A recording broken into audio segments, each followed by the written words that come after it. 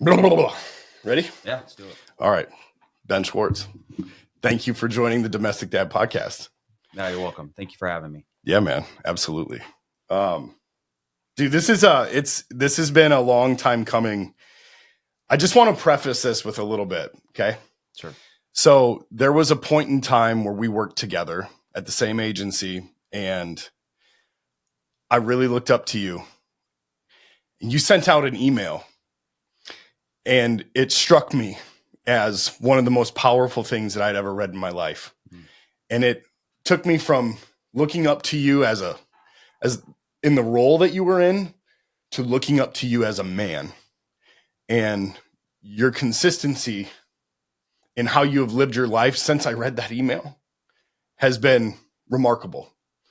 And I know we don't talk every day, and we probably should more, but I'm just really excited to do this with you. So thank you. I really appreciate you joining me, man. Yeah. You didn't prep me for that, for that opening. So, that email was when I came to faith. Yeah. So when God intersected in my life, I'd ruined it all at that point. I'd ruined everything in my life. I ruined my integrity. And we'll get into some of the addictions and all the good stuff. But that email was when God intersected with me, and then for whatever reason, I shipped it to broadcast mud advertising, and here came the divide. And it was a divide I had no idea was coming. I was on fire for Christ. He had just saved me.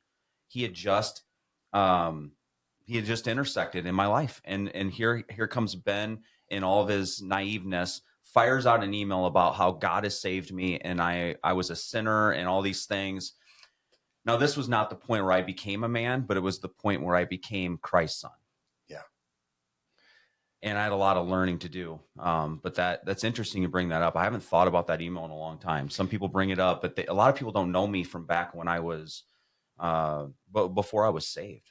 Yeah. You know, when I was God of myself, you know, and you got to see some of that. And I'm sure I've hurt you in some ways. I bet I've talked behind your back. I bet I've done all the things Ben Schwartz 1.0 would have done back in the day, because I didn't care about people. I just cared about me.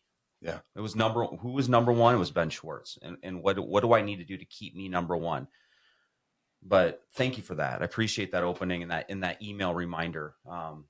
Yeah. I think that was a sweet moment, but it was certainly one that divided the company for a minute and got me into a lot of trouble with upper management at the time. And I was in closed door meetings because of that email, telling me that I was going down the wrong path. So, weird. It was interesting. Interesting. Yeah. I think you even signed it, Ben the Sinner, which was, again, remarkable. It was remarkable. So, okay. So there's that. Dude, I just want to, okay. So, you know how I start these things. Tell me what childhood was like for you growing up. Yeah. So I've listened to some of your podcasts. I think everyone's going to have a mixed bag. You know, what you're bringing in are people who have become addicted to something.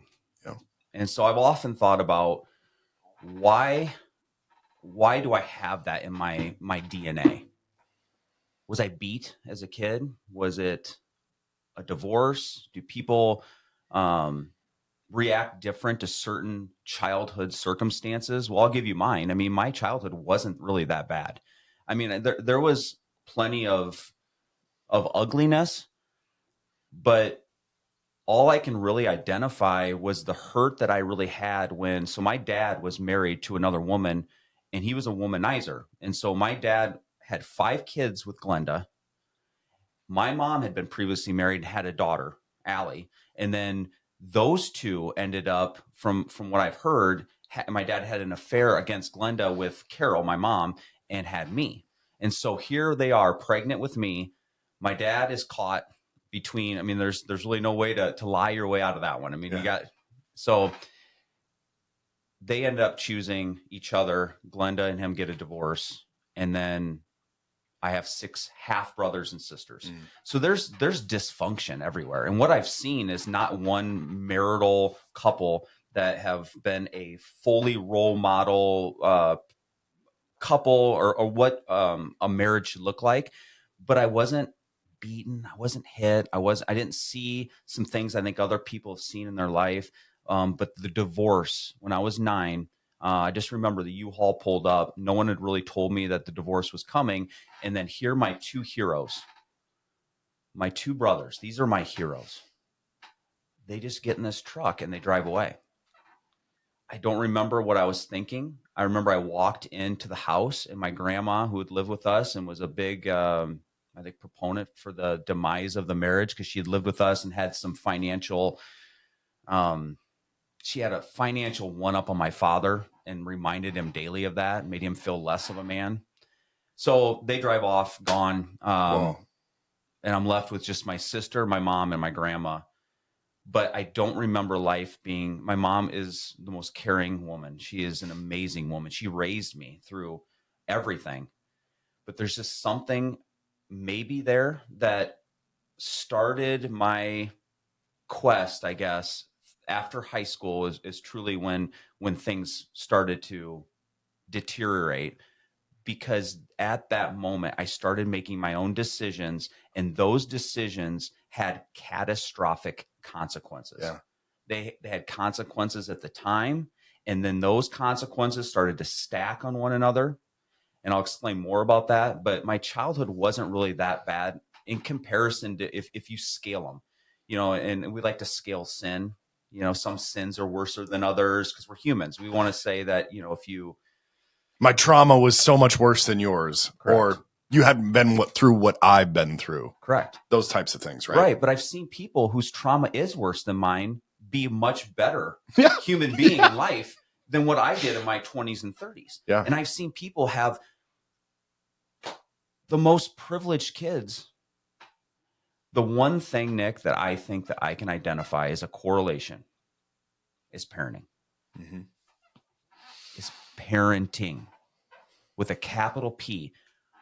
Because kids who are unparented, I think a divorce, what that does is starts a harder process for a kid to be fully parented than what it would be even if 2 parents didn't really get along very well, but were still under the same household. Because when a kid is unparented, then they understand how to leverage they understand how to leverage households and what to get what they want and to have their feelings met in ways in which are unhealthy. And they learn how to do it in very clever ways, and they will do it. So when you have a divorce happen, just know that will be probably the starting foundation for not that, hey, you're going to be an addict, but you probably will have a lot better opportunity to create your own decisions and be the God of yourself more so than if you were parented by a mom and a dad in the same household. I think you're 100% correct on that. It's the first fracture in the integrity of the family, and it is the repercussions of that. I see it with some of my own kids.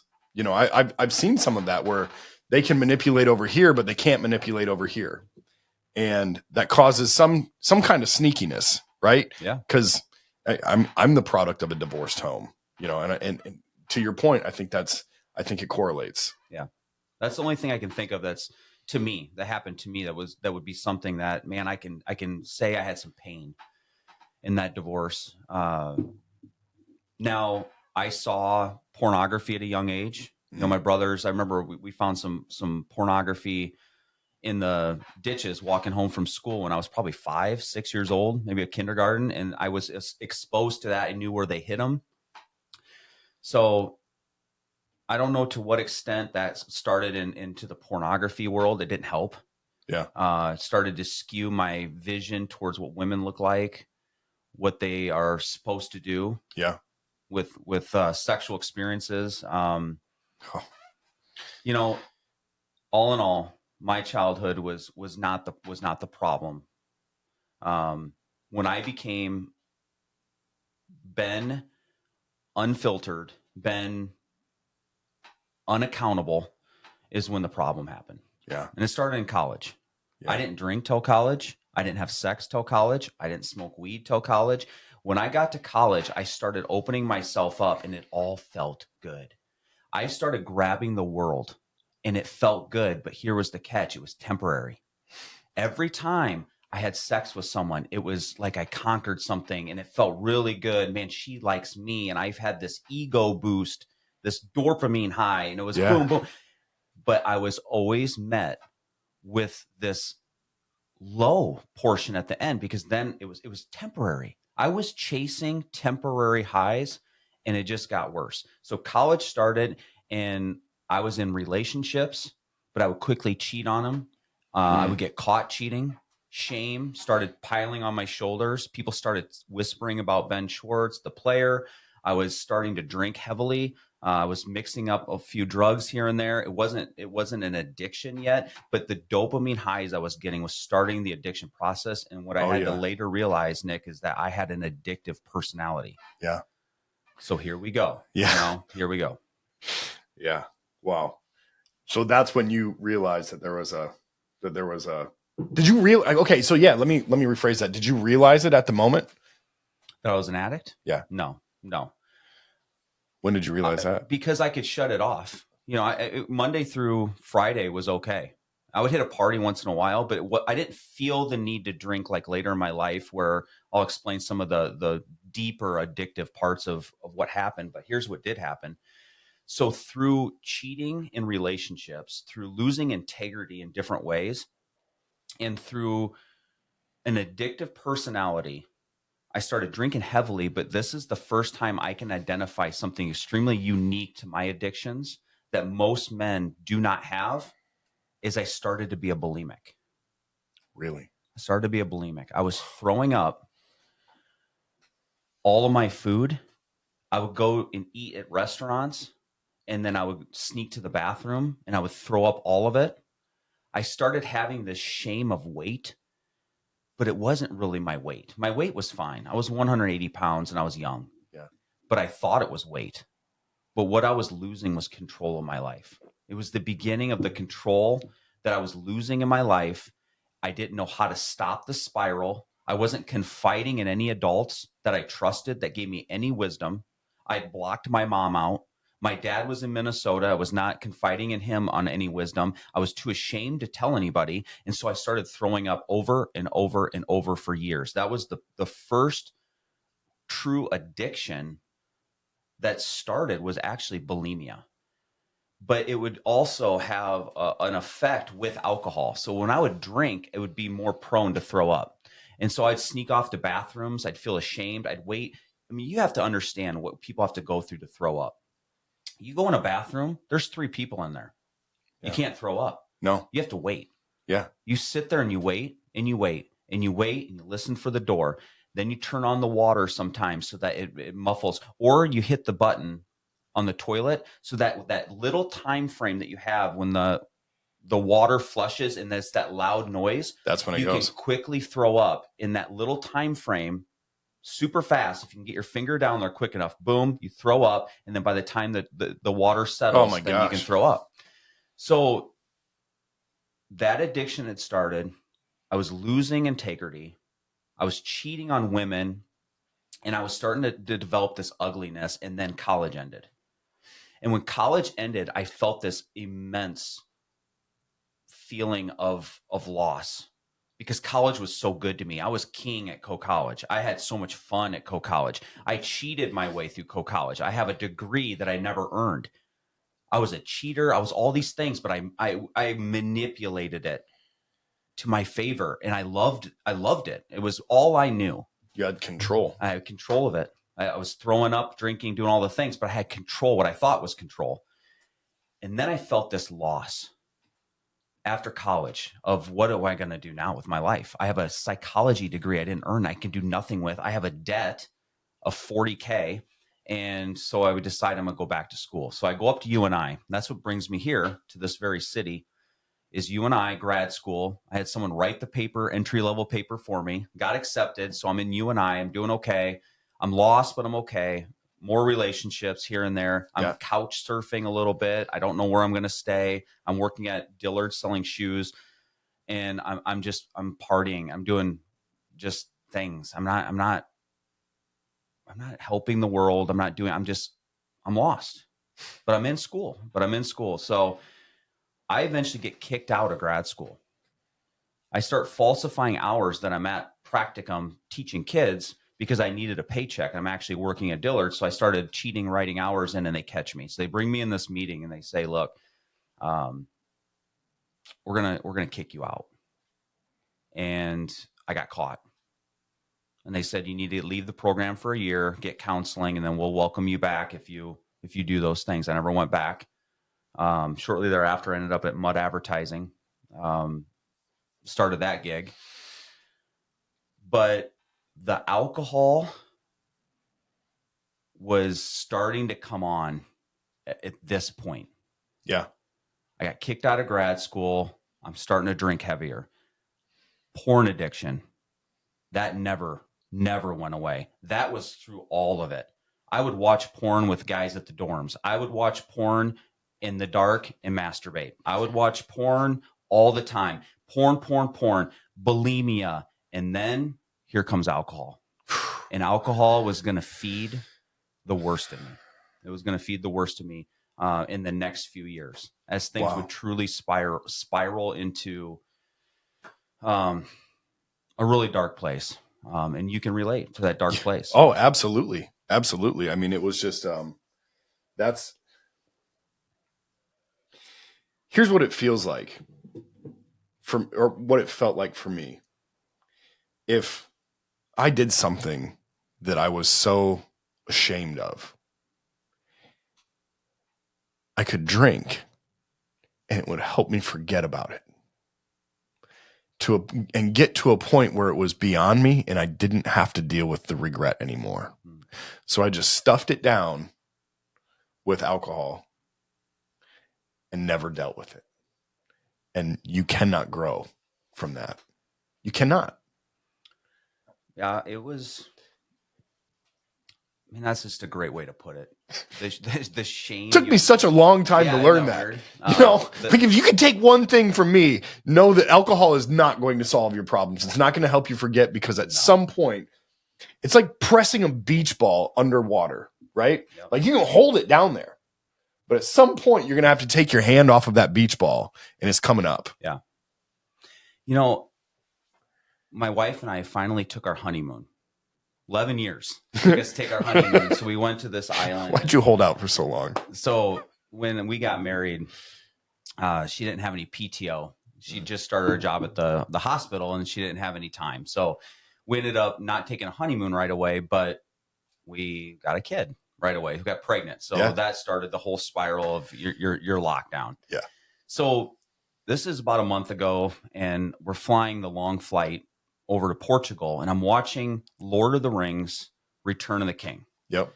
And I'm sitting here watching this movie, and I'm starting to think about, for some reason, addiction. Now, I'm a geek, and bear with me, but I'm sitting there watching this ring, and how it's described as Sauron poured all of his cruelty and his malice and his suffering into this ring that would be desirable by men. And what you find is that at first, like any great addiction, it's fun. So when they first grab the ring, they see it, and what do they call it? My precious. Yeah. Our addiction is our precious. Yeah. It's dear to us. And it can, but you see through the movie how it consumes the person slowly.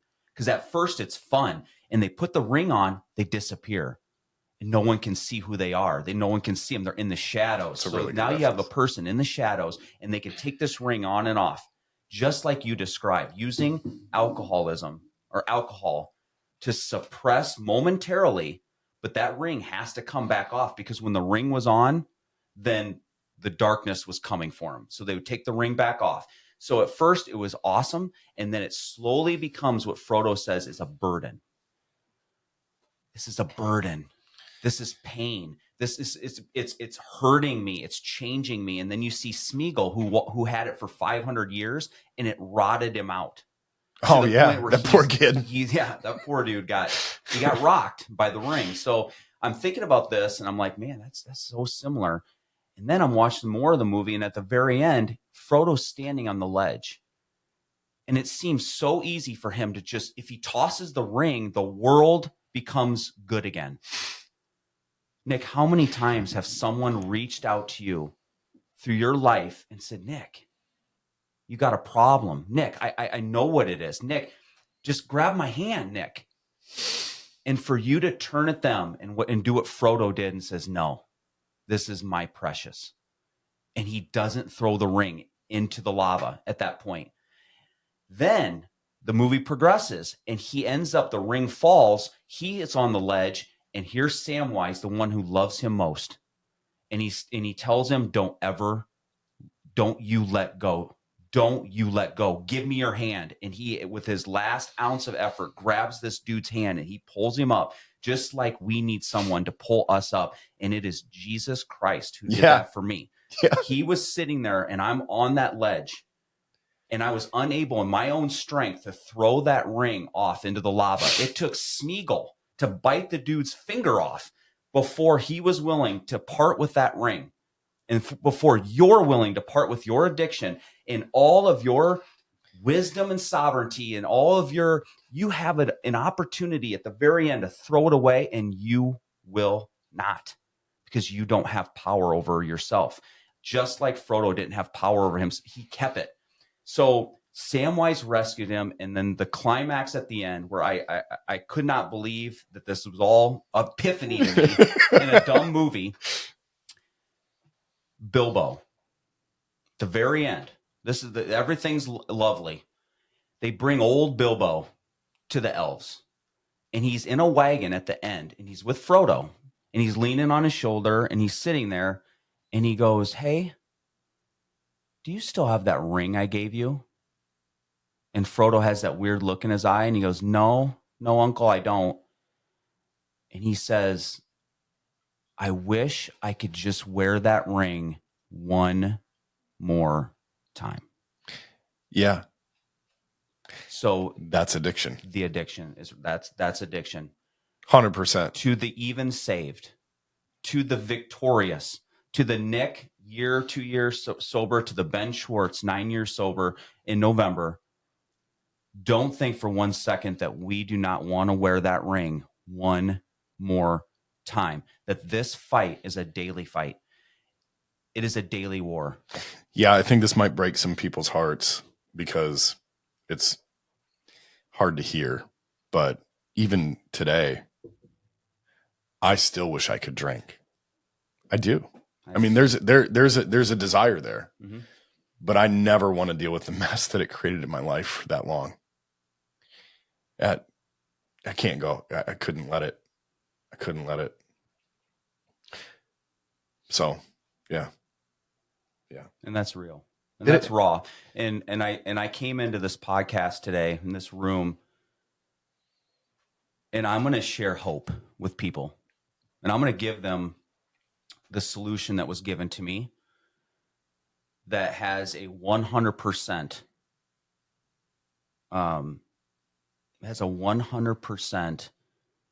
rate of solving an addiction.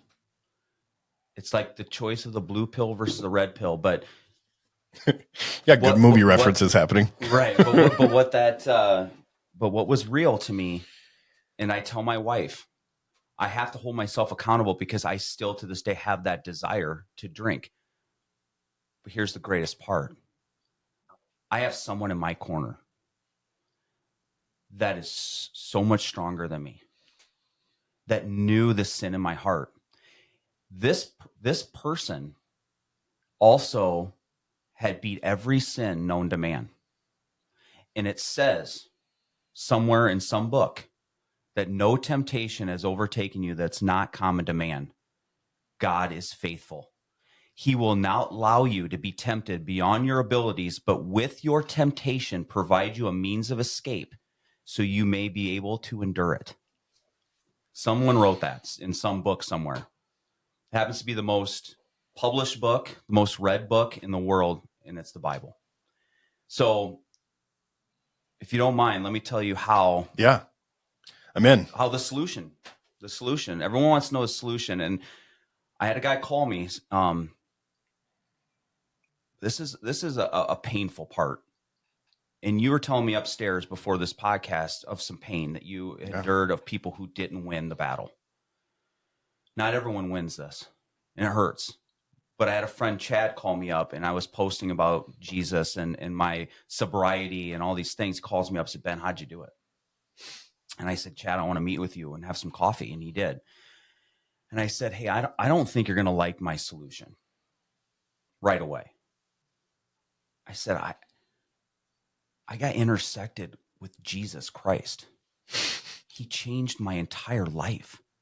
And then after he changed me and revealed himself to me and gave me eyes to see and ears to hear and gave me all this vision of what sin truly is and how what he had done for me on the cross, he started to work in my heart.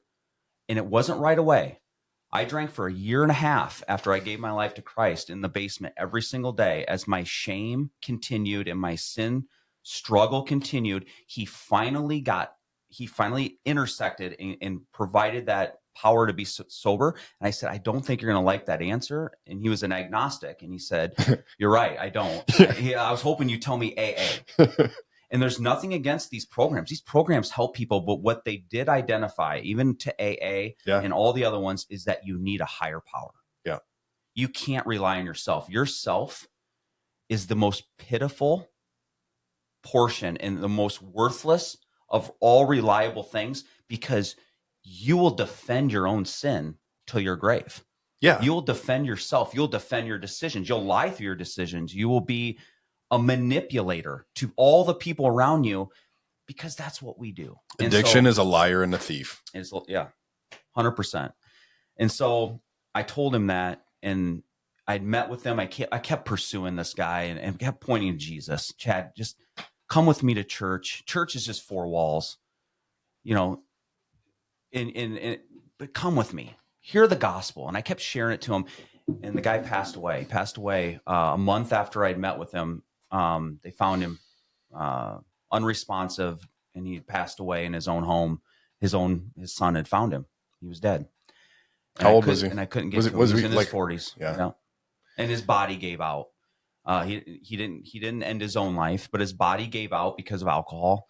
Had another guy at work who did end his own life because of alcohol. His wife had threatened him to say, look, I can't do this anymore. Your kids can't see you drunk anymore. So this is going to end. He went, drank himself to death, and he died. So what we're speaking of is something so real. It happens every day. And it happens every day. And the world can't understand why. And I was telling you before this podcast, they won't understand. That's why addicts want to follow other addicts, because they know the prison. They know the shackles. They know what you feel the minute you wake up to when your mouth starts foaming for that drink at 5 o'clock, or whenever your timetable has been set for your body to need it. Your mind is warped by it. You plan trips around it. I was scared to go anywhere for a day because I knew I needed the booze, and I didn't want to be caught. I didn't want to be a fraud. I didn't want anyone else to know my problem and my addictions and my pornography I was watching and my throwing up. I didn't want anybody to know.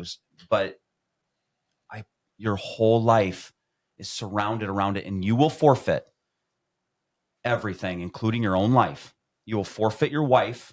You will forfeit your marriage. You will forfeit your kids. You will forfeit your money, your finances, and your life for the power of addiction. Yeah. For euphoria. Chasing that euphoria. Because I tried to. Yeah. So let's talk about hope, though. Now, the people listening to this can tell me if this is a coincidence. You can, with the worldly wisdom, tell me if this story is a coincidence. So I'm down at the rec center. I walk by the desk. I play racquetball down there 3 days a week. At this point, I had dissolved a marriage, ruined it, hated my marriage, hated my life. I was recently divorced. My life is pretty out of control at this point, but I get stopped by Paula, and I remember her name to this day. Paula stops me, hands me a number at the rec center, and says, "Hey, this guy moved to town. Says he's a racquetball player, wants to play. He says he's pretty good. So I see you play every day, Ben. Would you call this guy? You want to play him? Yeah. I don't play singles. I play doubles. But I called this guy, and his name was Paul. And dude, I like this guy. He was awesome. I mean, he was kind of like me. You know, he was a good talker. We had a good jar, you know, back and forth. We were really competitive. I loved it. I mean, we were playing for 3 months every Tuesday, Thursday, and this guy comes up to me and he hands me a pamphlet. And what is this, Paul? I'm starting a church, Ben. What do you mean you're starting a church? You're going to a church? No, I'm a pastor. 3 months he doesn't tell you he's a pastor? 3 months this dude kept it a secret. He said, I didn't want you Pastors to think of me do any that. different. Yeah, they're tricky. Yeah. You know? They Covert. Yeah. And I said, yeah, I'll go. I want to support you, because he built a friendship with me, and I wanted to go. So I go to this church. It's in a middle school. They don't even have a church yet. I sat in the far back chair right by the exit, because I was like, if this is a cult, I am out. Sure enough, music starts playing. Music's really good. Here's people's with their arms are in the air. And I'm like, yep, that's a cult. I'm from a Lutheran church that I went once a month. They don't do that. This is people worshiping with their arms up. This is a cult. But I stuck it out, and I come back periodically. But then the questions start coming from me. Paul's pursuing me, and he's there for me. He wants to go on runs with me. I mean, he's out at mud running around the lake with me. And I start asking these deep philosophical questions and these problems I had with God. God, I mean, how does God allow people halfway across the world that never hear the word of Jesus Christ? How does he allow them to just perish and go to hell? What about the flood? Like, how can that flood even be possible? Where are the dinosaurs, Paul, in the Bible? Like, where are all the... In my mind, the churches, they just want your money. Every time I've been to a church, it wasn't 5 seconds, and here comes an envelope, and they want your money. So he keeps answering the questions as best he could, but he kept loving on me. He kept loving on me. He kept inviting me in, and I went to his connection group. My wife, or my girlfriend at the time, which is now my wife, wanted nothing to do with this man. She goes, Ben, I don't want anything to do with what you're doing with the church. She went once in a while because she loved me, but she didn't want anything to do with it. And one day, I'm watching a video of Billy Graham. Sends it to me. He's been pursuing me. And I'll never forget this day. I'm weeping at work. And it happened. All my shame. All of it. All of my... Everything I did wrong to everybody. All the people I cheated on. All the marriages that I broke up. Everything just came down, and Christ said, I got you. I got it all. Ben, I was on a cross for you. You can't bring me anything, Ben, but your pile of shame and your sin. You can't be righteous for me. And he took it all, man. This guy, he was spit on. He was beaten. He took all the shame for me. And it all came down. And I was waiting for this moment my whole life, because I couldn't be the God of myself anymore. It was too painful. I had to surrender. I surrendered it right there that day. I said, Jesus, please take me. Take me. Do whatever you want with me, because my decisions are so bad. They're so bad. And I've wrecked my life. I've ruined relationships around me. No one can trust a word out of my mouth. I need a start. I need the button.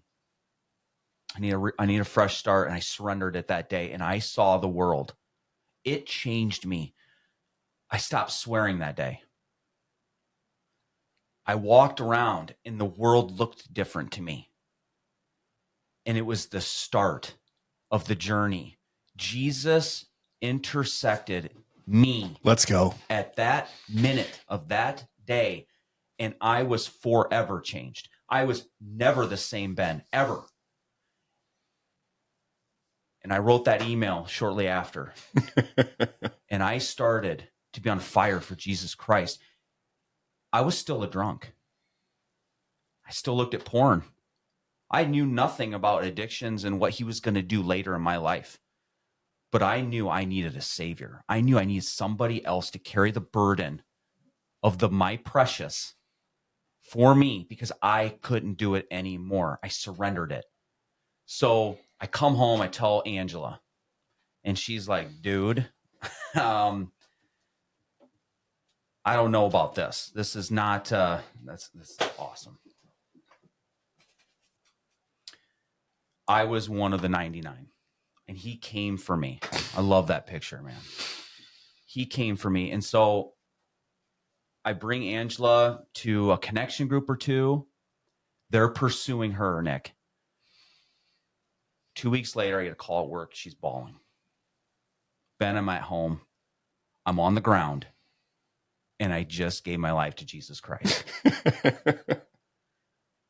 This was 1 week before she told me that Paul Sabino is not welcome in our home. I do, quote unquote, I do not want him to come to our house. I'm not down for this religion thing. She wasn't having it. She wasn't having it. He came into her life, and he dropped her to her knees, and she surrendered to him and was bawling and said, I gave my life to Jesus Christ. And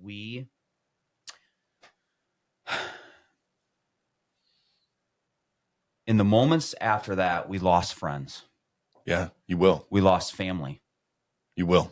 They looked at us like we joined a cult. They looked at us because the world looks at people who love Jesus Christ with malice. They look at you because you're moving away from the things that control them, that they love and they covet. You look different. So we lost friends. We lost family, and it hurt. But we stayed looking at that lamb that you gave, that your picture is showing right now. He was the only slaughter. He was the only sacrifice. Leading up to that, they were slaughtering animals, the best animals they could, in atonement for their sin. But nothing could be the full atonement of your sin except for the one man who would come off the throne of heaven to be slaughtered by men, rejected by men, and could take your place. And that is where the addictions are surrendered to him. I couldn't do it. I tried. I was sober 6 months. I've sober 1 year. I came back to the drink. I never stopped looking at porn. He came into my life and he wrecked it in such a great way. And so the journey started. My hope, Nick, for everyone here in this podcast, and all your journeys will be different. I will never, ever say one bad word about a program like AA or any program that wants to help people who have addictions and know the pain and suffering. But for me personally, and I believe for you too, and a lot of people that listen to this, the Chad Whalens of the world, the people where Jesus came in and clubbed him upside the head and said, I want you. And not only that, I want the sinner. I want the guy and girl who is ugly and dark, because that's what I came here for. Yeah. I came to sit with sinners. I had dinner with sinners and I was mocked for it. But that was who I came for. I didn't come for people who didn't need a doctor. I came for people who needed a doctor and needed someone who needed to fix their problem of sin if they just surrender. What a free gift. Yeah. Yeah.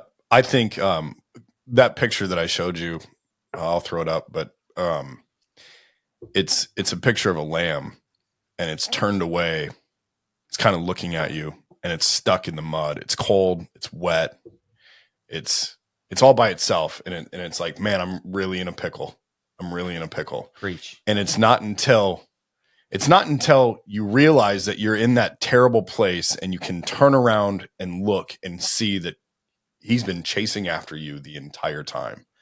And it took me all of my life until I was nearly 40 years old to realize that he had been chasing me. And then going back today and thinking about all the times that I narrowly escaped death, that I could have been steamrolled, that I could have been in prison, that I could have gone to jail, that I could, like, all of these things that could have happened to me, that maybe he was right there with me. You know, you don't know it until you turn around and see that you got somebody looking for you. Yeah. So yeah, it's crazy. You know, I did. So for you, it just happened very abruptly in that moment. And you were you able to put down everything at that time? No, not at all. So when Christ intersected in my life, when you're a baby believer, when you surrender everything to Christ, just know that when you surrender it, oh, he comes, even though the enemy comes harder for you. The enemy will come.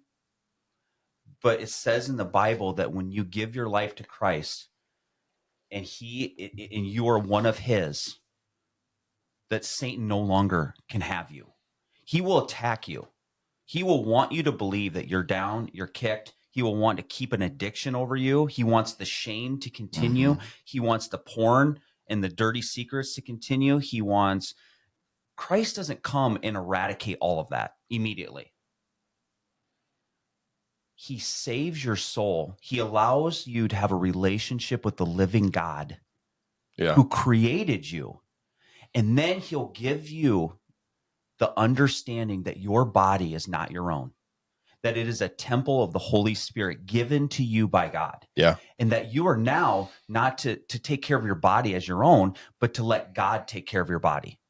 You are not only to look at your possessions and your money as their own, God owns those things. So when you surrender to him, you will start surrendering to all things eventually.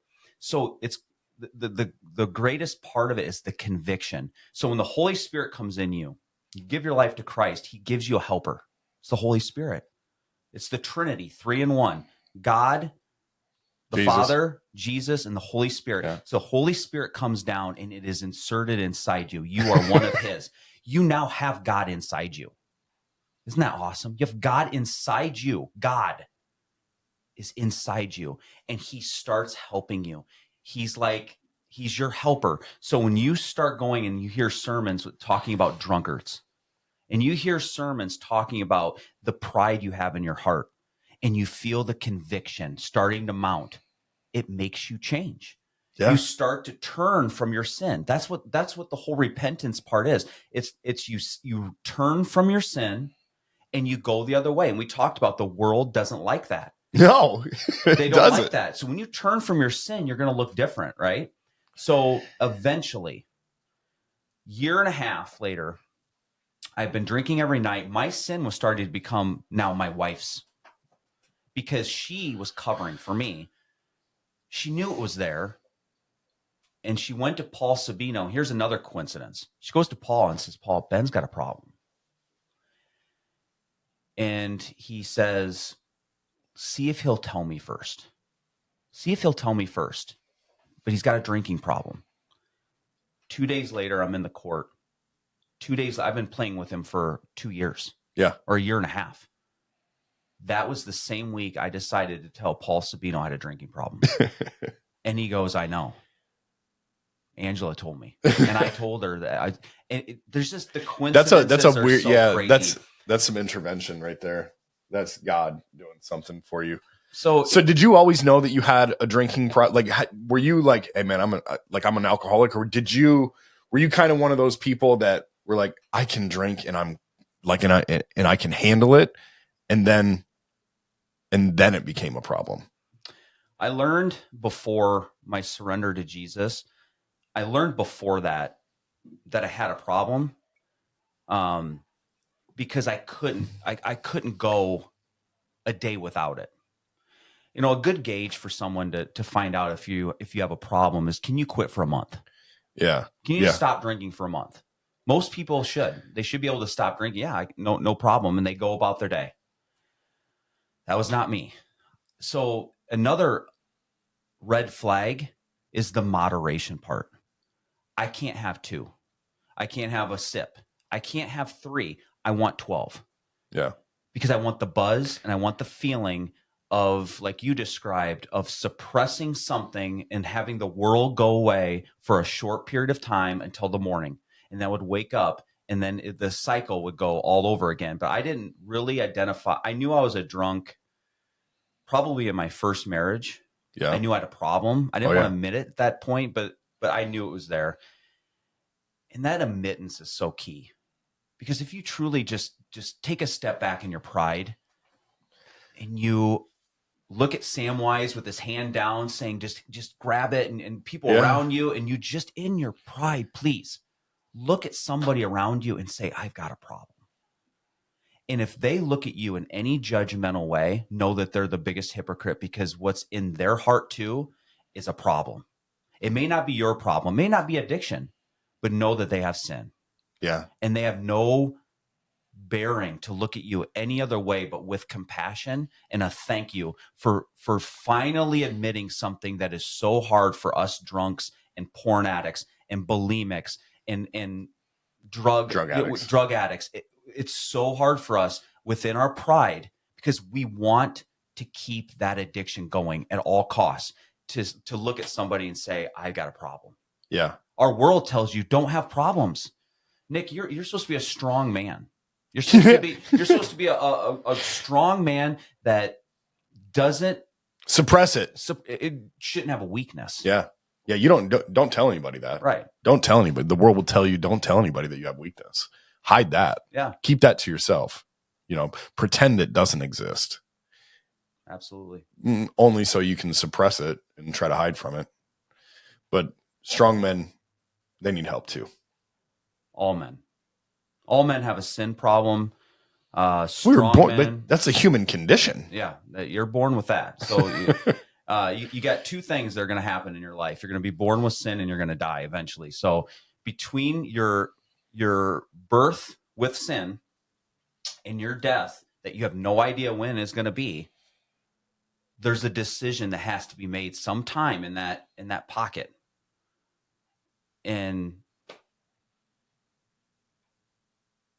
you have to decide on Jesus. Is he the Son of Man? Yeah. Somebody told me one time, said, how did he put it? He was talking about his kids. He said, I don't know if my kid is going to be a professional athlete someday. I don't know if they're going to be a doctor, a lawyer, a salesperson like you and I. I don't know. I don't know what you're going to be when you grow up, but I know for a fact that in the end, that you're going one of two places, and it's either heaven or it's hell. And it is my job to get you to the right place as a father. That's what you got. And the only thing that we as men even have a chance at taking with us to heaven, if done correctly, is our kids. That's the only thing you got a shot at bringing with you. Wow. And I felt that was so powerful to me, because it really, when I heard that, it really made me realign on a few things, right? My faith was already there, but it really helped change the trajectory of how I spoke to my children. Instead of from a advice dad, here, you need to do this, you need to do this. No, that is not how you make disciples. You make disciples by showing them how Jesus would walk, by being an example, show them a good role model. Yeah. What that looks like. Yeah. So to your point, at some point in our lives, we have to make a decision, and it's either you believe or you do not. And that decision hinges on the rest of eternity for you. That's how I look at it. Yeah. I have a 13-year-old son right now. He's in 7th grade, and he's been going through it, man. He's at school, and I got to have these shoes. I got to get my hair cut this way. And all of this stuff. And I grabbed him the other day. It was his birthday party. He got like $300 for his birthday. Like everybody gave him cards and monies, and he got some nice gifts. And he's really flexing on these gifts. And I grabbed him and I said, son, this is all fun stuff. It's great to have a little bit of cash in your pocket and some nice shoes to wear that are cool. I said, but don't you ever forget that it is not your shoes or money that makes you cool. It is you. And in the eyes of your parents, and in the eyes of God, you are enough. And I think that we have to speak that kind of life into our children as much as we can, because if we forget and we slip up and we let them think that the money and the shoes and the haircuts and the Michael Jordan clothing is what makes them cool, it's when they start to slip and they take their eyes off of who their real father is. That is so good. And the timing on that, Nick, for me, It couldn't have come better. I came in today and sat down with a heavy heart because of my son. He's 15 and he thinks he's the coolest. He thinks the haircut's the thing, and the list goes on. But what he hasn't done is surrender to God. He's rebelling against him. I will always love him. I'll always love him. I made him a promise that I will always reach down, son, and I'll pick you up off the ground. I'll always be there for you. Right now, it's been really hard because he is in that same mentality, but his choices are they're so poor right now. And that goes to all you dads. Yeah. Just know that when you look at somebody who has had victory over addiction, their problems don't go away. No, they get twice as hard. Now you're sober-minded. Yeah. Now you're dealing with your problem face to face. Now you're looking at your son who is doing drugs and drinking alcohol, and you're like, this is a problem. And I can't save him. I'm not Jesus. I can point towards that man running for that sheep and know that that's my son in that mud at 15. He can't have the relationship I have with God. That's my relationship. I want so badly for him to surrender to Jesus and give it all to him like I did. He hasn't yet. If he died today, he would not go to heaven. He has not surrendered to Jesus Christ. Those are hard words to say. And you talk about leading your kids. And you can lead them and point towards Jesus, but only Jesus Christ himself will save. Yeah. We can plant the seeds. We can plant, yes. And I truly believe, Ben, that's what I'm trying to do with this. Just all cards on the table. That's what I'm trying to do with this podcast. In case anybody was really wondering, why does Nick do this podcast? It is to plant seeds inside of somebody that there is hope here. Yes. And whether or not you turn your life over to God today is totally up to you. But I want you to know that when I got sober, I did. And it changed the entire trajectory of my life. So, yeah. Yeah, and that's real. I mean, that's real. It's I was in a situation where I had to go up and talk in front of a bunch of people the other day. And my pastor is Pastor John Fuller at Prairie Lakes Church. And I was nervous because I had never done it before. In that setting, it was like 100 dudes. And he goes, have I ever, you know the story of Zacchaeus? And I was like, I think so. He goes, well, let me tell you real quick. He goes, Jesus came to town and there was this tax collector named Zacchaeus, and everybody knew he was basically a criminal. You know what I mean? Like, he's a tax collector and he taxes people, and nobody liked him. And Jesus was given a sermon, and he had to climb up this tree in order to see him because he was short and he was stubby, right? And Jesus saw him up there and he goes, hey, you up there, what's your name? Said Zacchaeus. He's like, I'm coming to your house for dinner tonight. And everybody was up in arms, like, what are you doing going to this guy's house? He didn't earn that, And so he does, and he talks to him and changes the entire trajectory of this dude's life. His family's life changes a generation. And he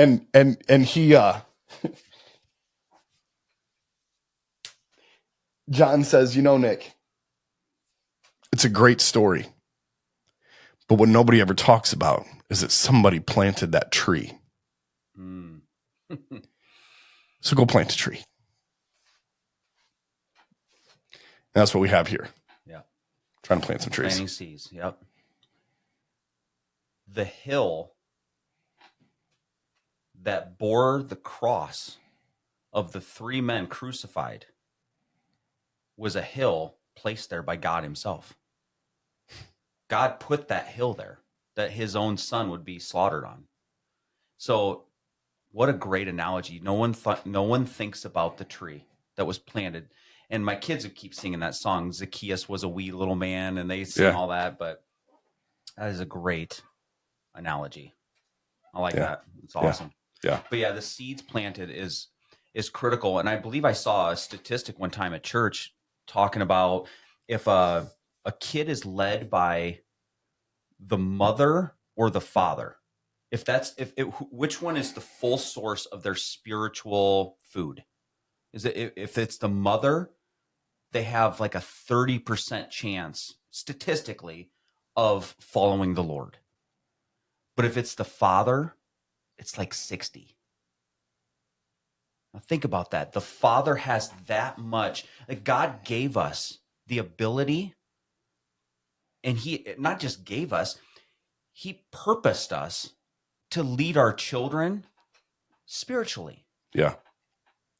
That's our job, to lead our kids spiritually, to point them towards the Savior and to God, and to, like, to your point, walk like that on a daily basis, so they see what it's like to be a good husband and a good father, to see what it's like to forgive and ask for forgiveness. Yeah. That I have to go to my wife in front of them and say, honey, I'm sorry. Will you forgive me? I was out of line. They need to see that. And from the man, not the woman, but the man. So God gave us this ability. And he told us as men, you are to be the leaders of your household. You are the ones to lead your family spiritually. If you do not, the woman may, but just know that the man has a stronger ability to lead their kids to faith than the woman. Yeah. What did Jesus say to Simon and Peter in Matthew 4:19? Come follow me, and I'll make you fishers of men. Yeah. So there you go. Where are we going? I'm just super thankful to be here. When you get going, it starts coming out, but I just want people to know there is so much hope for you.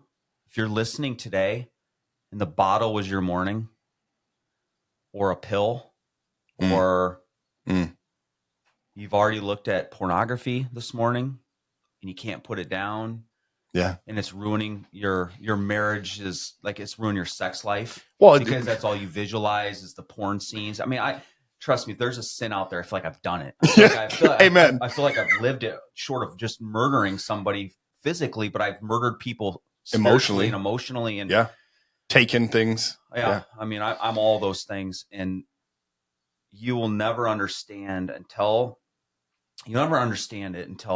when you surrender it, you'll realize it. But back to the hope.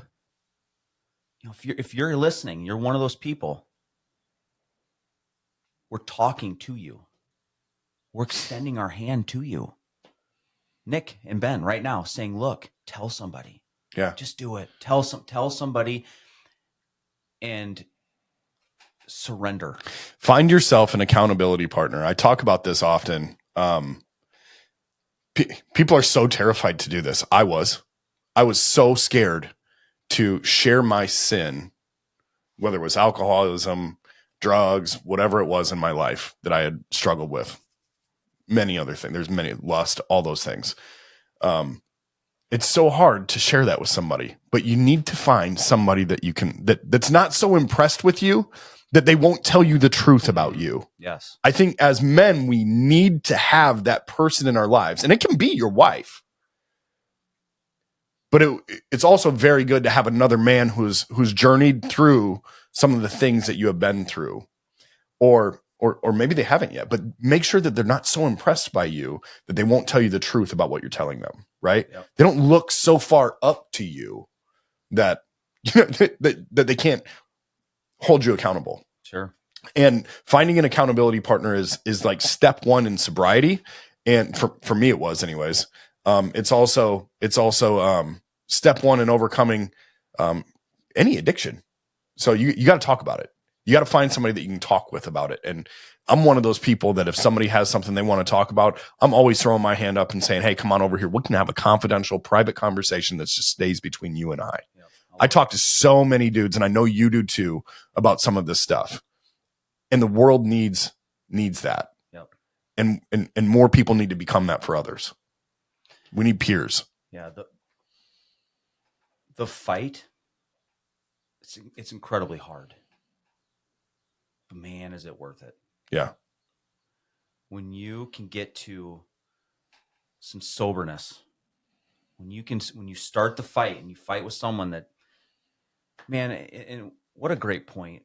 People who tell you the truth love you the most. It may not be what you want to hear. No. You're feeling, I mean, look at the Bible. The Bible stares at me. I mean, the cross is confrontational. It stares at my sin. Of course I'm gonna buck it and be depressed by it and be upset by it. But just know the ultimate love that you can share to somebody is telling them the truth. Yeah. Whether they want to hear it or not. And we don't do that enough. And I'll raise my hand and be the first person that says, look, I don't do that enough. I don't do it enough in my life to people. I'm a people pleaser. And that confronts me. It confronts the sin in my heart to go tell somebody and confront them about their sin if they're a believer, or to confront somebody like my son and say, hey, I'm going to lay this out for you because I'm fearful of his demeanor towards me. I want him to like me. I want to be his friend. And sometimes that's not what he needs. He needs a father. Yeah. And that's often how God treats us is not so much that we're going to give our lives to Jesus and every addiction is going to disappear and your world's going to be great. He's going to be a father that also is going to tell you the truth about yourself, but he provides the solution. Yeah. God made us in his image, right?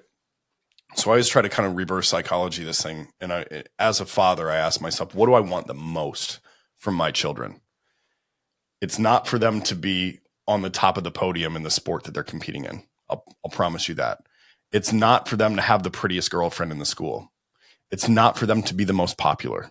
Do you know what I want the most from my sons? Communication. I want to talk with them.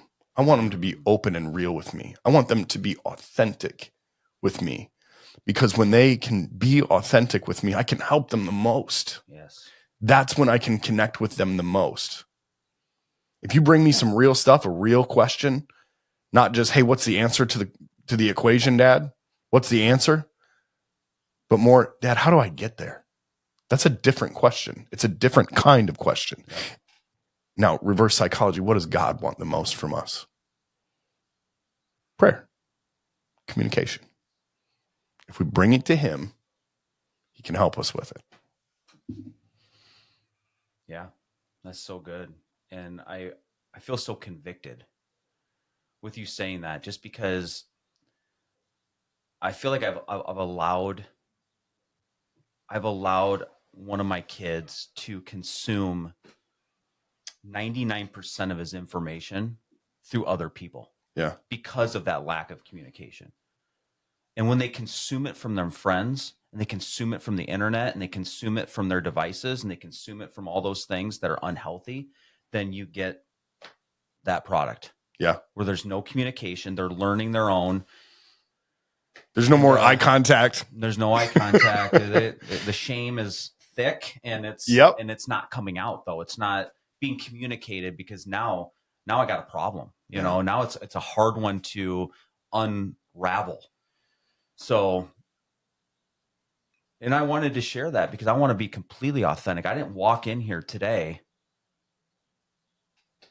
with a cartwheel. No. I walked in today with a lot of shame and a lot of hurt in my heart because of the way in which I've lacked in maybe a lot of areas with my son. But God is good, and he will soften. I prayed before I walked in here, even for him, that he would soften ground for the conversation I'm going to have later with him. And, but yeah, I want to say thank you for those words. I feel like you do have, even doing this platform, have more words of wisdom, especially from a father, that you can give me because you're putting in the work, and I need to put in more work, and I want to learn what that work looks like and what that work will, and I know it'll pay off. It's just hard work at first because you won't see the fruit for a while. I also wanted to bring up what I told you earlier. Yeah. Domestic man. This podcast, I've been reached out by someone, and they're domestic, but they're not a man. They're a woman. Yeah. You're touching, Nick, women who have addictions with a domestic man podcast, which I totally understand your platform, where you go with this, and these conversations are so critical and where your passion is. But I wanted you to know, and I want the listeners to know, if you're out there and you are a female, because I was approached by one that is now 200 now it'd be like 290 some days. I pray sober from an addiction, a woman they're listening to. They're supporting their men. They're getting help themselves. Because if you are addicted in your life, it controls your life. And it doesn't discriminate between a man or a woman or a race. No. Satan's playground, in the way he uses us and wants to hurt us, ruin our lives, destroy marriages, God's covenant, a marriage, man and a woman, the way he wants to destroy the whole system and bring it down one person at a time, woman or man, race, doesn't matter. He will do it through addictions, and your platform is reaching females. It's reaching other people. They're listening, Nick, to the words that are coming through these microphones, and it's having an impact on people. They're listening. And so I wanted to share that with you and the listeners, and know that if you're a female out there, just throw the word man out. Yeah, this podcast is still for you. This is domestic people. But that was just so sweet to hear that, because I also wanted to bring up something pretty critical, that I was critical of you. And I explained a little bit upstairs before we had the podcast of why. It wasn't critical because of an unloving criticalness. It's the pattern of the addict. Mm-hmm. And let me explain that.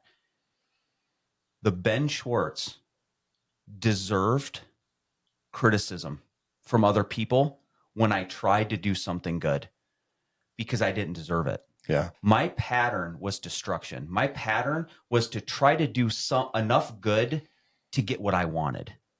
Enough good to do something where it would help my heart for just a moment, but it was all self-gratification. It was all about me, and Ben. People sniffed it out. They sniffed it out like it was desperation, and they knew it. That was in me. So when I would be sober for 6 months, they knew, like in the movie A Star is Born, and the guy confronts him at the end. He's like, we all know that seltzer and water you're drinking is going to be a drink of alcohol soon. We all know it. They didn't trust him. He was sober at the time, and they rightfully didn't, because they saw the pattern of sobriety where he would get sober for a moment, but then get back on. Those people are struggling, but understand over time, you will win everyone over. Growth. Over time, in your consistency of being a follower of God, a podcast, a man who wants to share with people, they'll remember the old you, Nick. Like, you should remember the old Ben and be like, dude, is this guy really like, I saw this email. Everyone, I bet, criticized it. Like, dude, this is another Ben thing. I've seen this guy. He's selling me. He's gotten sober. He must have did something. He probably cheated on his wife, and now he's this new person. Understand and actually embrace the criticism, or just because it happened to me fully, and I deserved it. Yeah. But over time, when you remain sober and you're working on your faith and you're working on being a better dad, over time, people are going to look at it and they're like, dude, this isn't just a thing. This wasn't like a phase. He really changed. He's really doing it for good. He really wants people around him. He's reaching hands out now because he accepted someone else's hand, and now he's extending it to other people. It's so inspiring to me.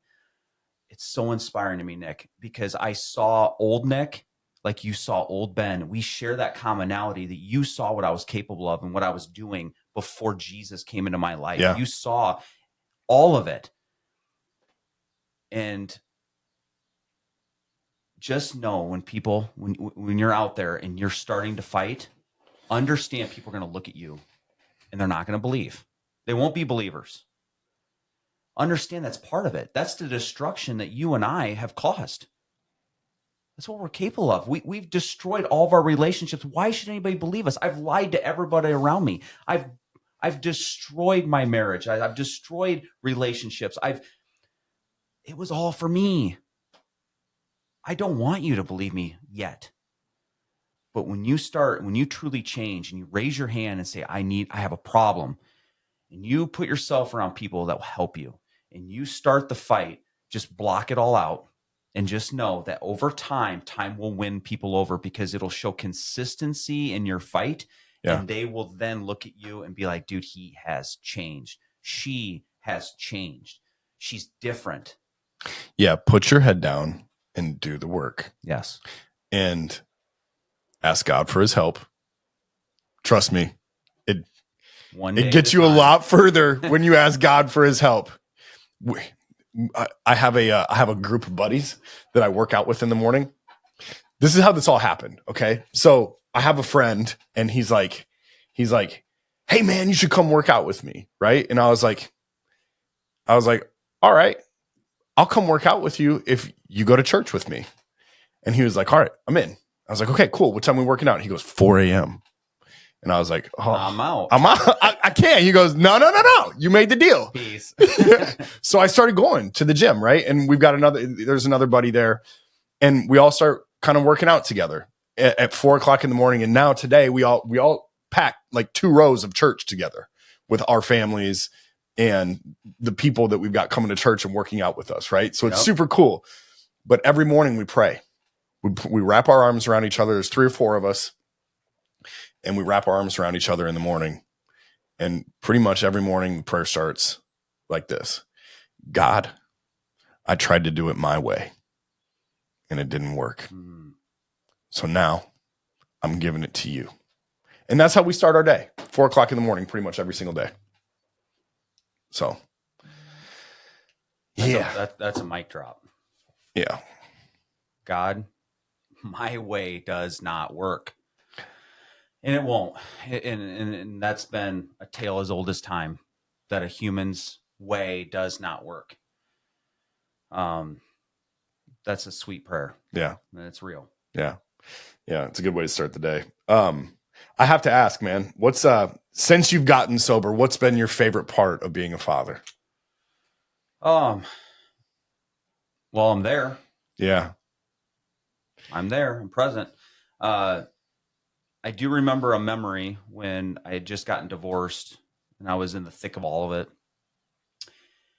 When my 2 oldest were young, 2 to 4, 3 to 5 range, I just remember wanting my alcohol so badly that I wouldn't even read them books at night. I was racing to the basement, and this was just something that was in my way. Reading my kid a book. I remember reading 1 book and they would want 2, and I'd be like, nope, peace. I'm out because I need mine. And I remember that and how that hurt me so much inside. And then now I read my kids. I mean, just something as simple as just being sober, and I'm sitting there and I get to fully see them. And I fully want to be around my family right now. I fully have my wife as my best friend. I fully have these things.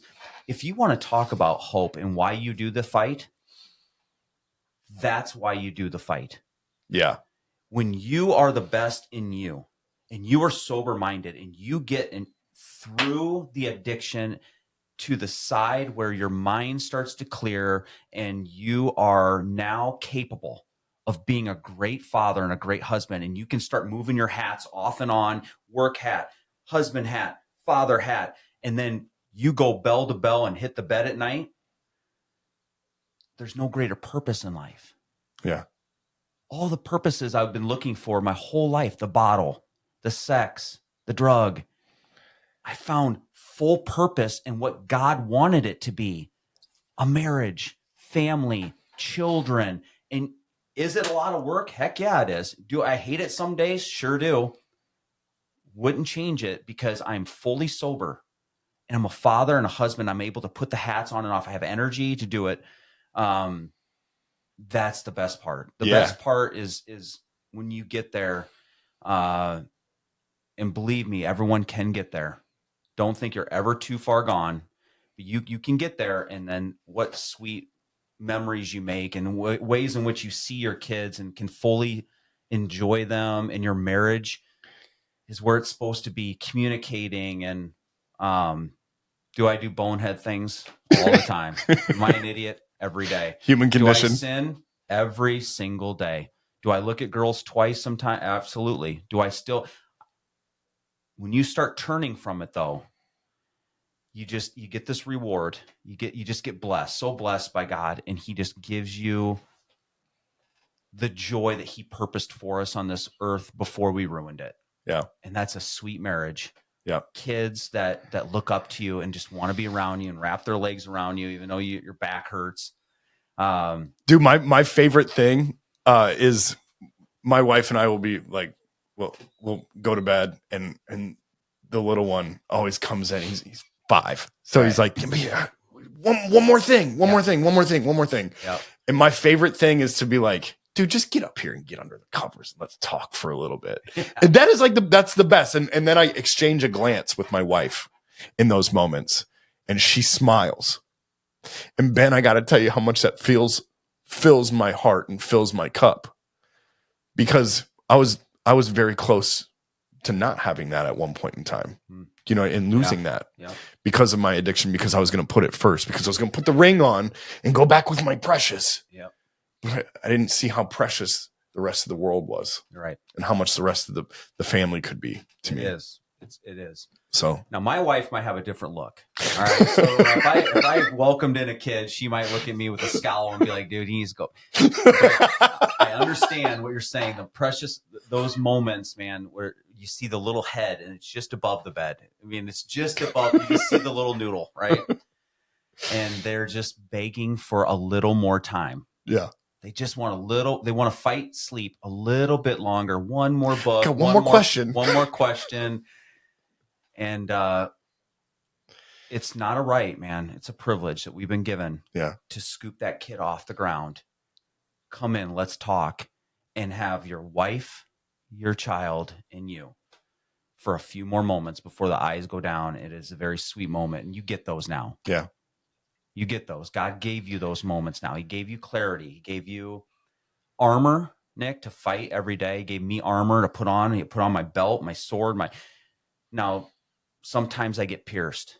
Yeah. And He pulls the arrow out, dusts me off, get back in the game. And I just love that memory you share, man, because I get to see those every day. They happen to me on a daily, and it's worth fighting for. Yeah. It is. Yeah. So any words of advice you want to leave the world with today? I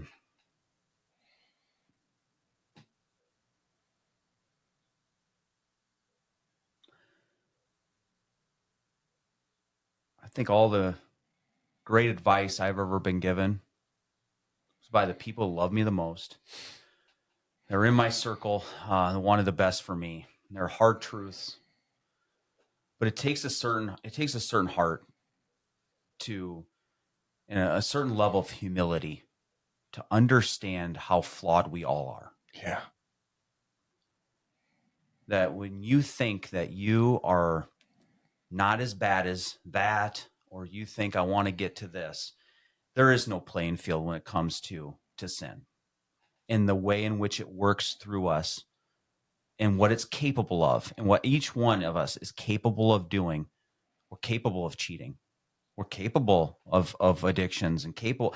The list goes on and on. But I guess I don't have any advice for anybody other than to just hear the conversations that we had and know that for me personally, all I can speak of is for me in my life personally, the man chasing that lamb in that screen to my right is what saved me. Yeah. I don't have any glory to give anyone. I don't have a one up on anybody. I've done it all. I've been through all the sin. I've tried this world and what it can give me. I've tasted it all. Tasted sweet like honey at the beginning, and it always left me wanting more. It never fulfilled my cup like Jesus Christ did. When I drank his water, it was life water. When I ate from his food, I was never hungry again. This world didn't change.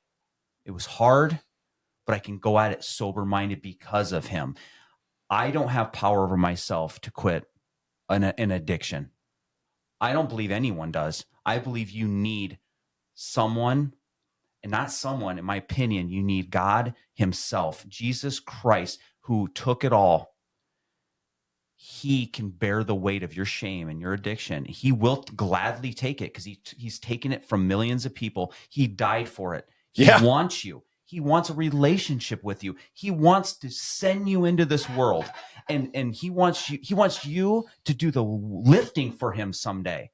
But he's got to get you right first. He's got to get you sober minded first. He will do it. He'll lift for you. He died for you. God sent his own son to die for you. What a sweet story. Tell me another story or another God in any other religion. You can't make it up. A God sends his son to a slaughterhouse by men who rejected him, and that's your savior? It is your savior because he rose so you can rise. Understand that Jesus Christ, to me, is the key. He deserves all the glory. He'll make you sober. He'll confront you. He'll conflict you. He'll do all those things that you're afraid of. But you will find what Nick and I described on the other end, the greatest gift, other than heaven itself, a relationship with God, the greatest gifts. You'll be given things in this world that you never deserved. The little head bobbing above your bed. A wife that looks at you and loves you. Yeah. Because you are now a man. Like you are now the man she's been waiting for. Yeah. Your kids, you're present, you're there. That's not from me. It's not from you, Nick. It's from God. He gives you those things. Just don't give up. You need to speak up. This platform is speaking up on the behalf of you. If you just so choose to take it and reach your hand. Samwises are reaching everywhere for you. Just take the hand, man. Take it. God is reaching for you. He's reaching for every one of us. And all he's asking is one simple prayer. That's how crazy it is. He's asking for one prayer for you to believe. Yeah. That's it. If you believe, your life will change. It's that simple. It seems simple, and it is that simple. If you believe with your heart, you'll be given all the gifts Nick and I have described today. You'll be given the Holy Spirit. You'll be given armor to fight sin. You'll be given eyes to see. You'll be given ears to hear. You will hear his word. Yeah. You will drink from his cup. You will eat his food, and you will never be hungry again. You will never thirst, and you will fight. You will fight this world. And it will be the greatest journey you'll ever go on because it's not your journey, it's God's. Yeah. God will purpose your life in ways that you thought never possible. He'll put you in front of people who are desperate, and you'll be able to help them in his name. And it's incredible, man. It's remarkable. It's not of our world. It's not of our thinking. We're too stupid to Facts. think in those ways, and gladly so, because I just want, again, the wisdom is don't rely on yourself. Know how dumb you are. Know how much shame and sin you have and what you're capable of, but know that there's a surrender to it that you can accept today if you just choose to say so. Yeah. And it's simple. Jesus, I need you. I'm done of being the God of myself. I'm done chasing this world. It's got me nowhere. It just hurt me more. I've hurt myself. I've hurt the people around me. I'm surrendering it all to you today because I can't do this myself. I can't do it anymore. God, I'm going to choose you to lead me in this. That's as simple as it is.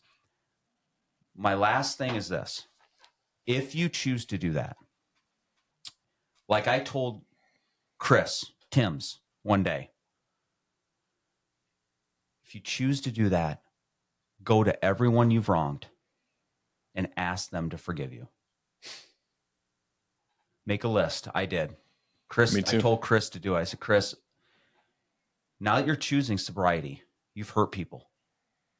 You've hurt your wife, you've hurt your relationships. Go to every one of them. Whether they choose to accept forgiveness from you is up to them. But in your humility, go to every single person and say, will you please forgive me? I've hurt you. I've wronged you. I cheated you. I stole from you. And don't have a but behind it. Don't say, but I was addicted. Yeah. Throw it all away. You created it and you can be forgiven for it because there's a Savior that forgave you. And now you will be asked and called to forgive and ask for that forgiveness from other people. And they will forgive you. The people that love you the most, they will. Yeah. Awesome. Yeah. Right on. Thanks, Ben.